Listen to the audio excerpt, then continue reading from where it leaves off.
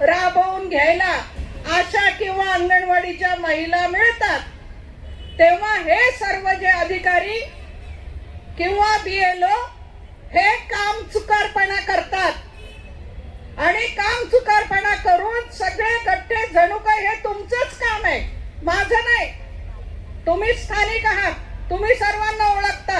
हा घ्या गट्टा, घरोघर फिरा, सर्वांना फॉर्म द्या, सर्वांचे फॉर्म भरून घ्या, सर्वांच्या सह्या घ्या, फॉर्म गोळा करून आणा. म्हणजे BLO पगार घेणार आणि BLO फक्त आयतं तुमच्याकडून आलेले सगळे फॉर्म घेणार आणि त्याचं फक्त संगणकीकरण जे काही करायचं असेल तेवढं करणार.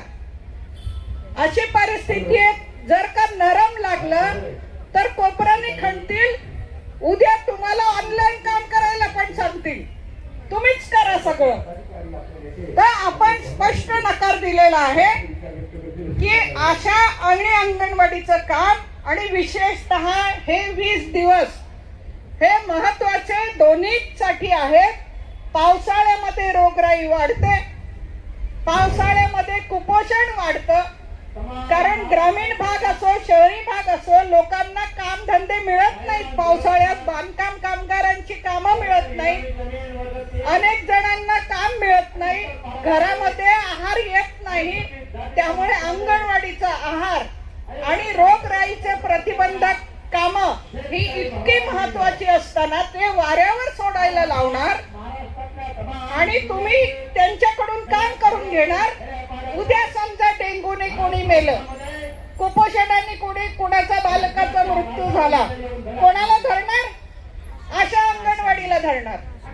म्हणजे त्यांनी सगळा ठेका घेतलेला आहे, आरोग्याचा ठेका, पोषणाचा ठेका सगळा अंगणवाडी आशाने घेतलेला आहे आणि त्यांना तेच काम वाऱ्यावर सोडून तुम्ही भलतं काम करायला लावताय. ते म्हणाले नाही, त्या कामामधून आम्ही त्यांना जर सूट दिलेली नसेल तर आम्ही ती द्यायला लावू.